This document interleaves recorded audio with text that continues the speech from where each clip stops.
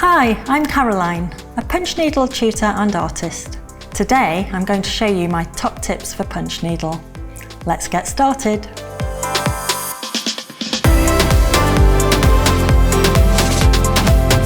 If you like this video, don't forget to subscribe to the Hobbycraft channel and click the bell icon to be notified of future videos. Number 1. When you stretch your fabric, make sure you stretch it so it is drum tight. Number 2. To punch neat and even stitches, always make sure the yarn can run smoothly through your needle and keep plenty of slack on your yarn.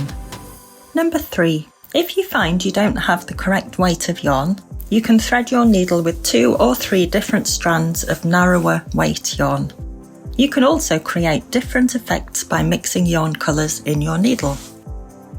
Number 4.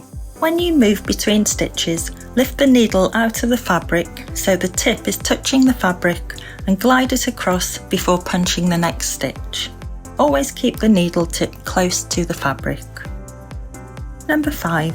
As you're punching, make sure the inner hole of the needle is facing up and the needle tip is pointing in the direction you're punching. Number 6.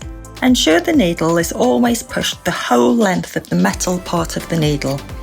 The bottom of the handle should touch the fabric. Number 7. When using chunky yarn, make sure your stitches are roughly 1 centimetre in length so they're not too close together. Number 8. Once you have finished your design, you can use the tip of your needle to separate the stitches between the different coloured sections. This creates cleaner lines. For more punch needle techniques and inspiration, head over to hobbycraft.co.uk/ideas.